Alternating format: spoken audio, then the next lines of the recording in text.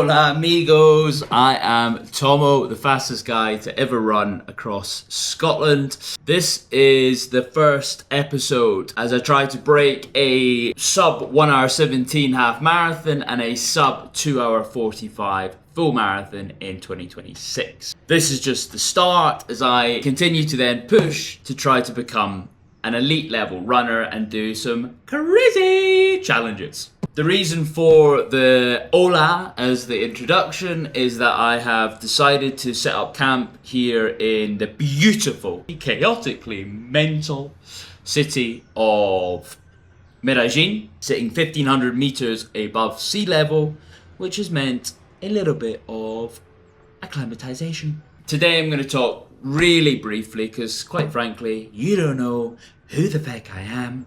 But inspired by legends like Jake Barraclough and Truett Haynes, I thought, why not get my story across, my journey across? Before you skip this video, which you may have done already, I'm going to cover what's the goal, what races I'm going to be doing, what training I've been doing to try to move from an amateur to elite level runner. I then want to discuss how you can apply this training to you, as I am a running health and fitness coach, and then also just share a little bit about what it's like to live in Colombia, in Medellin, how it's different to what's portrayed in the media, and ultimately just be generally entertaining. But firstly, really quick, like so quick, who am I? Quick reminder, I am Tomo. The biggest thing about me is I am normal. Well, kind of normal. I'm not a former GB athlete. I'm not a junior GB. I wasn't a junior GB athlete. I played a reasonable amount of rugby, but wasn't really even a runner until a couple of years ago. So unless Kipchoge is watching, which I'm sure he will be, I can assume that I'm very similar to you and I just want to get better at running.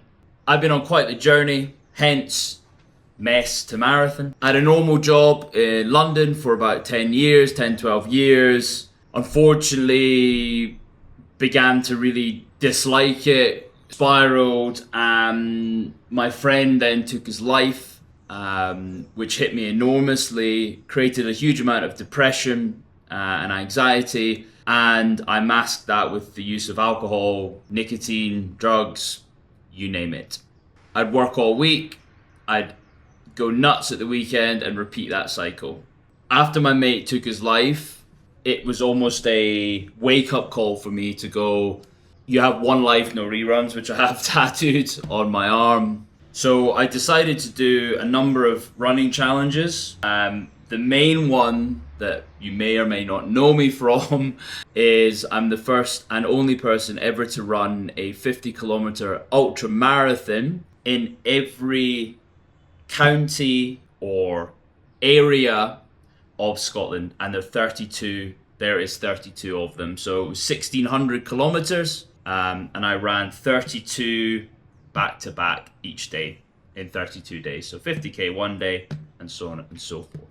From there, I inspired a few individuals, and that's where the coaching and the support gear came from. That's why I sat here today. I want to then push on helping others, but also driving my own ambitions as a runner to become an elite level runner, but also then to compete at the highest level and break some world records in some of these massive ultra challenges. Okay, so last year I broke my 5k PB and achieved 18 minutes 11. I also then got my 10k time to 36:59, and naturally I'm now pushing to that half marathon where I'm trying to get around sub 1 hour 17. And then sub 2 hours 45 in the marathon. So look, it's punchy, but God loves a trier. So what races have I got planned?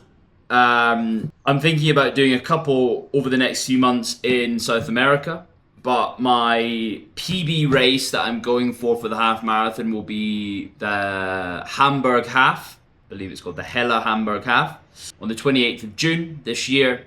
And then my marathon, again, I might do some marathons or some races. Well, I will do some marathons or some races in between. But my goal is to run either the Valencia marathon, which is probably unlikely. So there is a marathon in Mexico, of all places, called Gran Marathon Chevron Mazatian, I believe. Which I think is more likely because half the world wants to run the Valencia marathon. Okay, so training wise, I had a rough couple of weeks between Christmas and New Year and then the week after. So really, it's the 6th of February. So just getting back to training and adapting to 1500 meter altitude. And then some crazy heat as well. Medellin is known as the eternal spring. So every single day is quite often a little bit of rain, but incredible humidity and intense heat as well. So you need to be really careful when you train. What I've been doing training wise, so I trained 6 out of 7 days. My week this week is Monday, 1 hour zone 2 run, over 5 minutes per K. Tuesday was a 2 minute, 8 times 2 minute zone 4 interval with a 20-minute warm up and a 20-minute cool down. The goal was to work towards 3:30, 3:25 pace for the last 2 2-minute intervals. Wednesday was a 90-minute zone 2 trail run. There's a beautiful trail called Nutabar in Medellin, which is a great little trail route. So that was 90-minute trail. Thursday was 60 minutes zone 2. The 90 minutes was zone 2. Friday is rest day. It's my only rest day, which is today. And Saturday will be a 7K tempo run at 4 per K for 7K, 20-minute warm-up, 20-minute cool down, zone 2. And then Sunday is a 2-hour zone 2 long run. So that's my tip. That's my peak week at the moment. It's probably pushing 90K, but obviously that will increase as the distances increase. So why have I shared that? It's really to show the importance of balancing your training. I should also say that I've had to adapt to the 1500 meter altitude, which has been tough, but I've already sort of discussed that. But honestly, it does make a huge difference in terms of the intensity of your lungs and how quickly you get fatigued, and just generally like day to day how you feel a little bit to begin with first couple of weeks. But how can you apply this training structure to you? Obviously everyone is different. As a coach, we would sit down and truly understand what is important to you and how training would fit, but it's important to see the structure of my training. You can see that a huge majority, and 80%, let's say, of the sessions is zone 2. That's key to building the right sort of progression and adaptation. Yes, also what you will see is that there isn't any specific strength work, as in gym work. I've done a lot in the past, and I do on a daily basis do core strength work like squats, lunges, glute bridges and things like that as well. But in order to get the mileage up, currently the body is responding really, really well to building strength through doing things like trail running or, changing up the elevation and things like that. So there are other ways of building strength in your legs, but also the core exercises, the lunges, the RDLs, these individual exercises I still do at a body weight level. Lastly then is just talking about what it's like to live in Colombia, in Medellin. I think the biggest thing for me is the people are amazing. Yo aprendiendo español. I'm learning Spanish. Me gusta aprender español. I love it. Really enjoy it. Medellin is honestly one of the most beautiful cities. It gets a lot of the wrong press, I would say. Obviously, it's got a checkered history. But the people, the food, the views, the running routes. Honestly, I think it's amazing how much the government has invested in facilities. There's a lot of running tracks, running areas. They also, on a Sunday, they do ciclovia, which is they shut some of the biggest streets in Medellin so that people can just get out on their bikes, walking, running. It's honestly amazing. Like, the community is fantastic, and it's so incredibly green and lush, and yeah, just a beautiful, beautiful place to train and eat and socialize and meet individuals.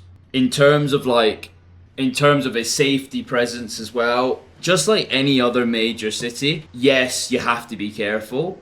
There is a huge police presence, but look, there is still illegal activity that happens within Colombia. There's no doubt about it, but there is in every country. So it's important that you take the right safety precautions. Don't walk at night, don't wear jewelry, these sorts of things. Just anything you would do in big cities like London, for example.